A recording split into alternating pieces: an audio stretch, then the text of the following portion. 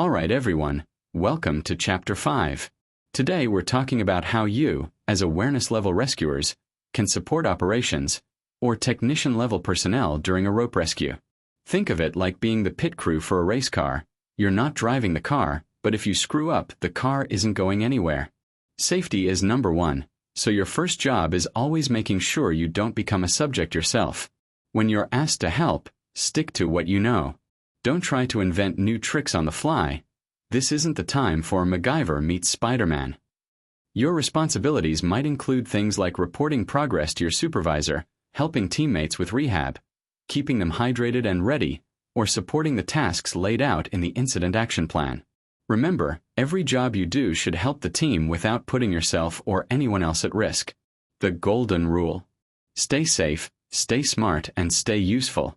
If you do that, you're already a hero in the making, without ever having to dangle from a rope like a caffeinated spider. Alright team, let's lay the groundwork. Awareness-level rescuers like you may be called in to assist operations, or technician-level teams. That's where the rubber meets the road, but remember, your first job is staying safe. You'll have specific assignments. Maybe it's reporting progress, helping with rehab for tired teammates, or making sure the incident action plan stays on track. Think of it as being part of a well-oiled machine.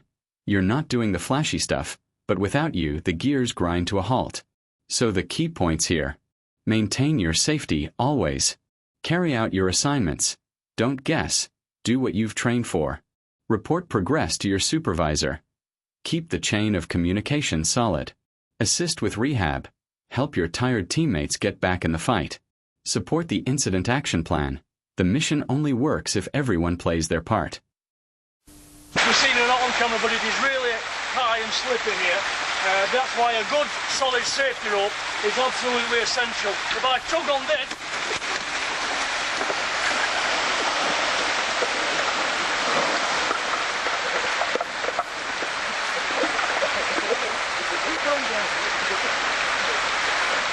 Alright team, I hope you enjoyed that little clip just now.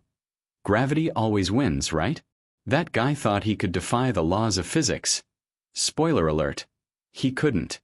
And that's exactly why we don't improvise on scene. Every rescuer on the scene has to maintain their own safety first. Let's break down the rules. Never create additional subjects. Don't be the one who adds to the problem. Do not create additional injuries. Shortcuts in safety can turn a small incident into a big one. Do not make the situation worse than found. We fix problems, we don't multiply them. Do not cut corners on safety. Gravity doesn't negotiate. Here's a simple priority list to keep in mind. Your safety comes first. Fellow rescuer safety comes second. Subject safety comes third. Bystander safety comes fourth. Remember, folks, if you think you're invincible, gravity will remind you otherwise, usually with a loud thud. Alright, let's talk about where we're dropping in. Rope rescues don't happen in a nice, flat, predictable parking lot. No, we're talking cliffs, ravines, towers, even construction sites. Each one comes with its own set of headaches. And yes, gravity still applies. Here's the deal. Rope rescues happen in many environments, and each environment brings its own challenges. You need to know the ground you're standing on or hanging from. Out of the 20 NFPA 1006 subdisciplines, 15 relate directly to the environment. That's a lot of room for surprises if you're not prepared. And don't forget, rope rescue skills show up in most other technical rescues. So if you mix hazards like water, confined spaces, or structural issues, you've got to understand all the techniques involved. Know the environment, know your tools, and keep your head on a swivel. Safety first. Gravity second. Okay, folks, here's the deal. As awareness-level rescuers, your mission is support, not solo heroics. You're not leading the rope systems or rigging highlines. That's the operations and technician-level folks. Your job is to work under their supervision, follow instructions, and keep everything moving safely. Understand the AHJ's SOPs. These are your roadmap. How rescues are done safely in your jurisdiction. Think of them like your navigation system. Follow it, don't try to shortcut.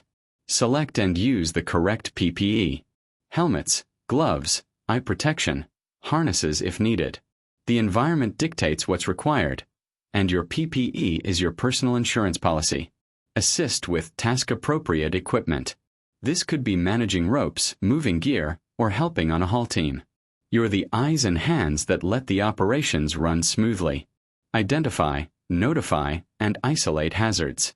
If you see danger, mark it, keep others away, and report it immediately. Don't wait for someone else to stumble into trouble. Support under supervision. Every action you take beyond identify, notify, and isolate should be guided by an operations or technician-level rescuer. Your job is to execute their directions accurately. That's how the mission succeeds. Report progress. Keep your supervisor updated. Even small tasks matter, and timely info helps the whole incident flow. Assist with rehabilitation. Help teammates who are tired or stressed. Keep the energy and safety up for everyone. Support the incident action plan. Follow the plan. Stay in your lane. The operation only works if everyone knows their role and sticks to it. Remember, if you step out of bounds or go rogue, you're not just putting yourself at risk, you're creating more work for the team. Stick to your role, stay safe, and be the reliable support the operation depends on. Now, let's talk about SOPs, the playbook for every rescue. These aren't just suggestions. They're developed by your AHJ based on the incidents that happen in your area. But here's the kicker.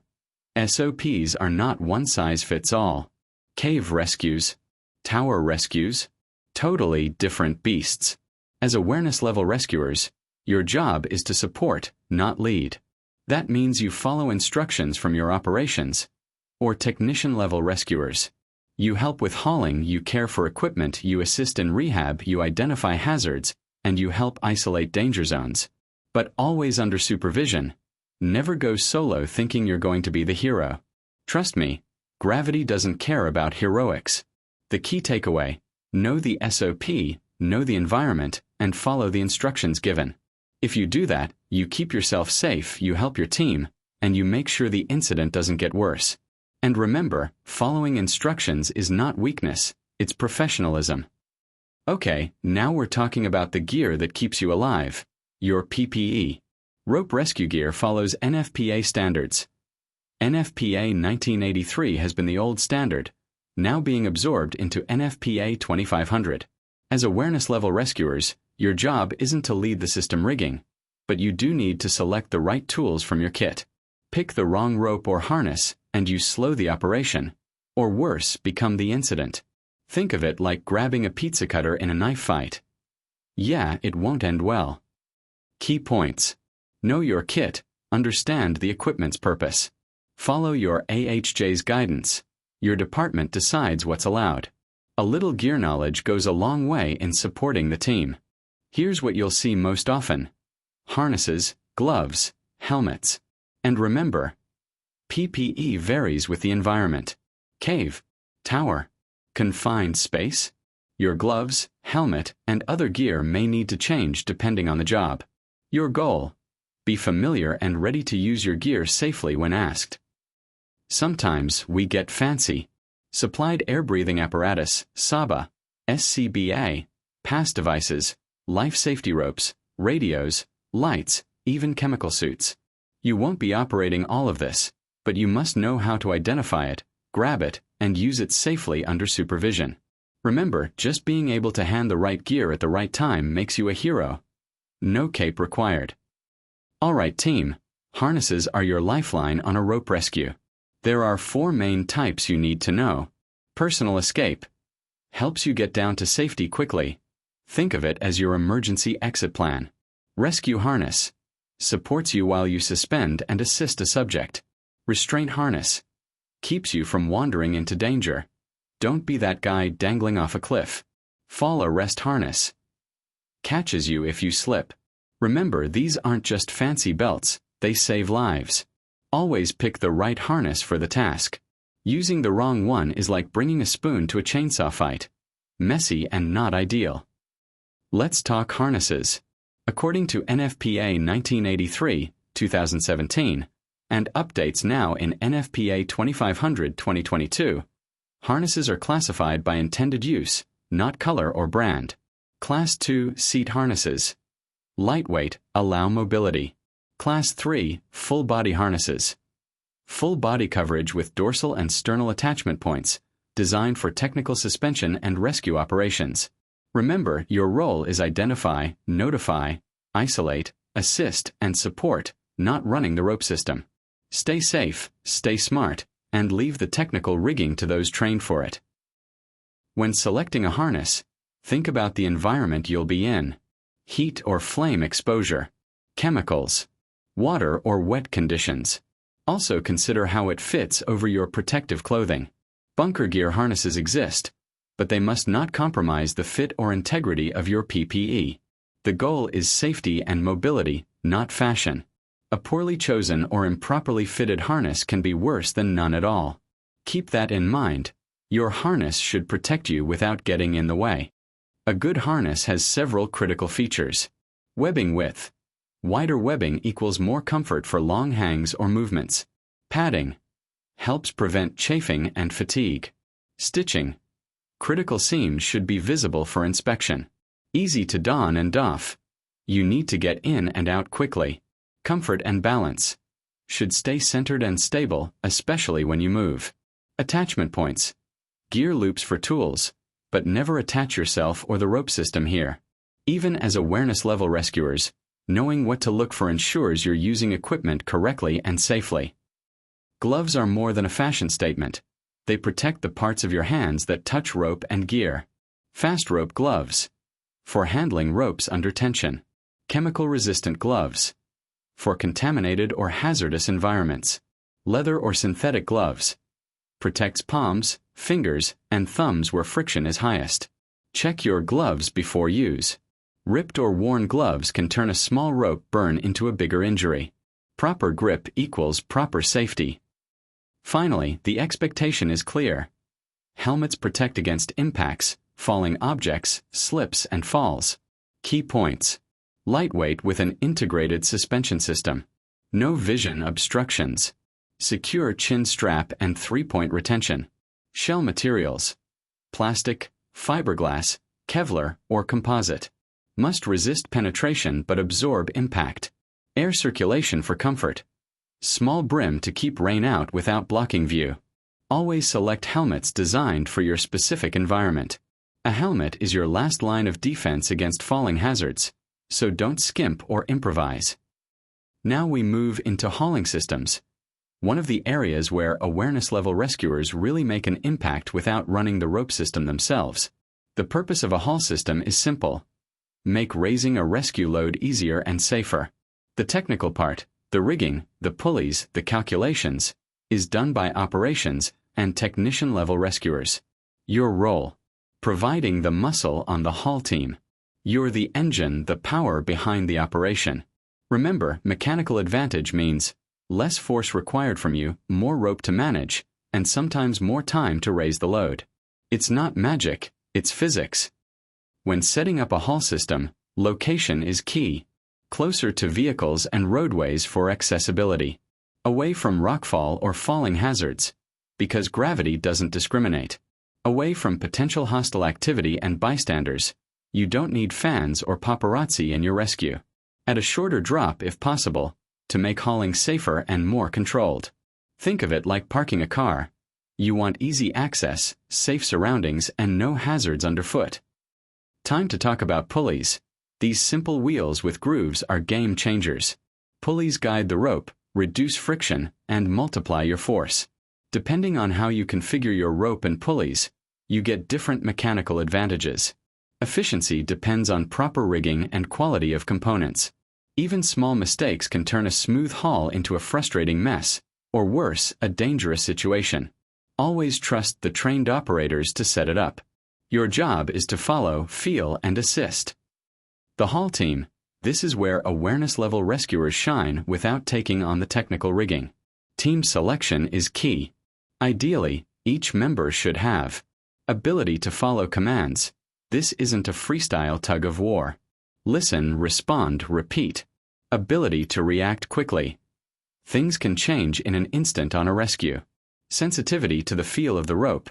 Your hands are the system's feedback. You'll know if something isn't right before it becomes a problem. Remember, these systems create enormous forces.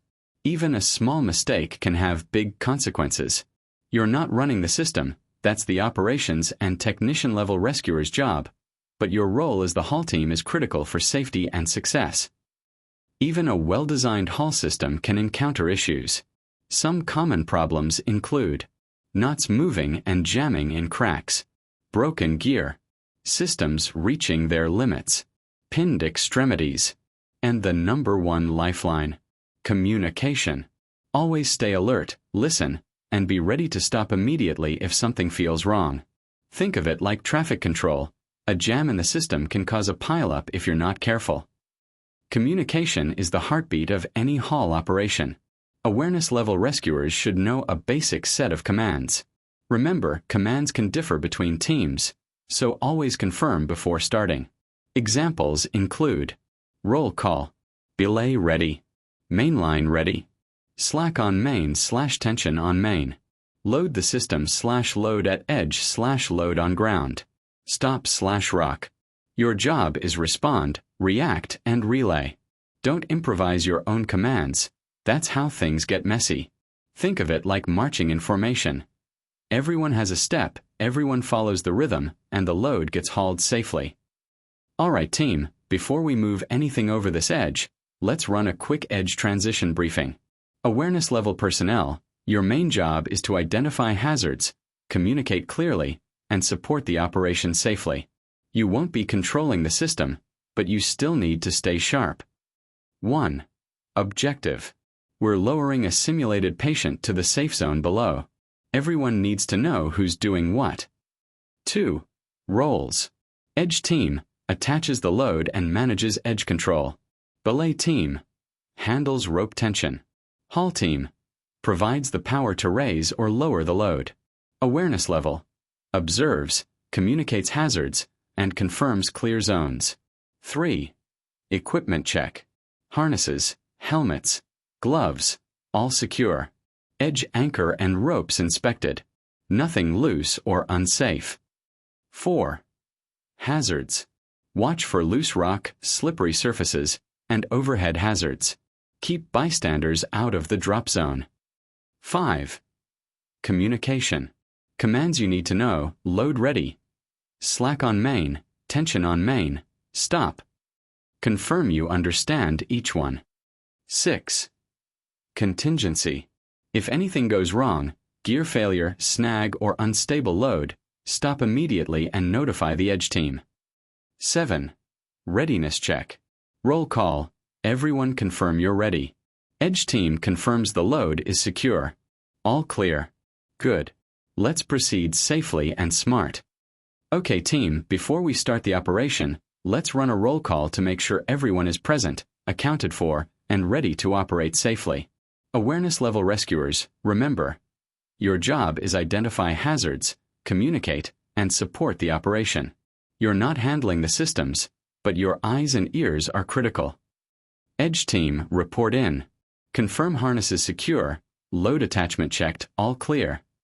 Edge team ready, all gear checked, load secure. Belay team, report in. Confirm rope tension checked, team briefed, ready. Belay team ready, ropes checked, all set. Haul team, report in. Harnesses and gloves on, ready to provide power. Haul team ready. Harnesses secure. Prepared to haul. Good. All teams accounted for. Equipment checked. Hazards noted. Communication understood. Let's keep our eyes open, stay sharp, and move safely. Alright team, let's talk about how awareness-level rescuers fit into the bigger picture of the Incident Action Plan, or IAP. Your main job here is support, not leadership or technical operations. Think of yourselves as the eyes, ears, and extra hands that make the incident run smoothly and safely. As awareness-level rescuers, you are primarily in a support role. You do not engage in tasks beyond your training. If you're unsure, ask and stay within your lane. Following command staff directives is how you help carry out the IAP safely and efficiently. Most of your work will be under the operations section. often described as the boots on the ground. This is the part of the incident where hazards are highest, so limiting your span of control is critical. You focus on what you can safely handle. So stay alert, follow directions, communicate hazards, and support your team. You may not be controlling the system, but your role is just as critical. Let's talk about the key facilities and stations you'll see on a technical rescue incident. As awareness-level rescuers, you won't be running these, but knowing what they are and how to support them keeps the operation smooth and safe. Think of the command post as the brain of the incident. This is where primary command functions take place. There's only one command post per incident, usually located near the scene. Your role: stay out of the way and follow directives. No improvising here. The base can be co-located with the command post. It's where ICS coordination happens. Resource tracking, communications, and operational planning. Usually there's just one base, but sometimes multiple bases are set up for special purposes. Awareness-level personnel may be asked to help organize supplies or check in resources here. The staging area is a temporary holding zone for resources, personnel, equipment, and vehicles, while awaiting assignment. You may support by helping organize teams or equipment so everyone knows where to report when called. Rehab is where responders rest, rehydrate, and recover. Awareness-level rescuers can help set it up, stock water, snacks, and first aid supplies. Even helping keep the area tidy is a big contribution. Think of it as keeping our firefighters in the fight. Knowing these facilities and stations ensures you can support the operation safely, efficiently, and effectively. Your role may seem small, but it's critical. Without support, command, operations, and rehab can't function properly. And yes, making sure someone has coffee in rehab can literally save lives, or depending on who make it can also eliminate them. Let's touch on accountability. Every AHJ, authority having jurisdiction, sets up a check-in procedure at the start of your shift. This isn't bureaucracy, it's safety. Checking in records that you are present, ready, and accounted for. Think of it as the system making sure we all get to go home at the end of the day. So don't skip it. Even if you're eager to jump into action, check in first. It keeps the incident organized and ensures no one goes unnoticed. And yes, that means you, coffee in hand, still counts. Having an established check-in process does more than just say, "Hi." It helps us track resources, who and what is on scene, ensure accountability, know that everyone is safe and where they're supposed to be, assist in making personnel assignments, so we're efficient and organized, track personnel during an emergency. If things get dynamic, we know where you are. Account for everyone during demobilization, so nobody gets left behind. Accountability is like a safety net for the whole team. Without it, we're guessing, and guessing doesn't save lives. Awareness-level rescuers always follow the correct chain of command. If you need info or want to pass info up, go through your direct supervisor unless instructed otherwise. Don't start a game of telephone in the middle of an incident. Briefings are key. Initial briefings ensure everyone knows their role and the mission objectives. Write things down if you need to pass it along later. This is not just paperwork. This is clarity, safety, and keeping everyone on the same page. So what's included in a briefing? Typically, you'll cover current situation, assessment, and objectives, specific job responsibilities, location of your work area, procedures for obtaining additional resources, safety hazards, required procedures, and PPE, operational period identification, who's working when. Remember, the goal is simple. Everyone leaves safer than they arrived. And a well-run briefing is like a GPS for the incident. Skip it, and you're driving blind. And nobody wants to be the person asking, "Wait, where am I supposed to go?" in the middle of a cliff rescue. Now we're talking about reporting progress. A successful rescue doesn't happen by luck. It happens because information flows correctly between teams. Every critical piece of information needs to get passed along so everyone is on the same page. Think of it like a relay race. Critical info must move between segmented operational sites. Shift changes. Handing off a patient between caregivers. This ensures the safety of the evacuation, continuity of care, and an effective transfer of incident info. Without it, even the best team can stumble. And let's be honest, no one wants to be the person asking, "Wait, who's got the patient?" In the middle of a rescue. Even the best teams can hit a communication wall. Common reasons include lack of a systematic process, poor record keeping, cultural differences, human factors, fatigue, stress, distractions, differing expectations between teams. The fix? Closed-loop communication. That means when someone gives information, the receiver repeats it back to confirm. It's like the classic, "Copy that," from radio dramas, but in real life it keeps people safe. Pro tip: don't just nod and hope everyone got it. Confirm it. It saves lives and avoids those "wait, what?" moments. When relaying information, you need to cover 3 main areas. Critical info about the subject, location, condition, hazards, big picture details, goal of the operation, tactical objectives, progress of each team, and any intelligence that might affect the next steps. Resource needs, logistics, rehab, comms, and other support requirements. And remember, not everyone has the same expertise. Tailor your communication to who you're talking to. Awareness-level rescuers may not be making technical decisions, but your observations and accurate relay of info are essential to the success of the entire operation. Think of it like a game of telephone, but one wrong word could literally change outcomes. So speak clearly, confirm, and be precise. Your team will thank you, and more importantly, your subject will too. Rescue operations are tough, both mentally and physically. That's why rehabilitation is critical. Rehab isn't just a break, it reduces the detrimental effects of stress, fatigue, and environmental exposure on rescuers. As responders, you should maintain a good level of fitness and be ready to work in a variety of conditions. During the operational period, medical attention should be available as needed, even for minor issues, because small problems can become big ones if ignored. Rehabilitation operations are set up at the discretion of the incident commander, depending on the size and duration of the incident. For short-duration events, you may not see a full rehab area, but for longer operations, it's an essential component of safety and efficiency. Where and how rehab is set up depends on location, weather, task intensity, and available personnel. The area should be protected from environmental hazards, shade, wind, rain, or heat, and provide a safe, comfortable space for responders to recover. Awareness-level personnel play a key support role here. You won't be running the ropes, but you can make a big difference by monitoring rescuers. Watch for signs of fatigue, heat stress, or injury. Assisting in the rehab area. Help organize, move equipment, and maintain order. Providing water and hydration. Never underestimate the power of a cold drink. Setting up cooling or warming stations. Help responders regulate body temperature so they can safely return to operations. Remember, a well-run rehab area keeps the team safe, effective, and ready for the next mission.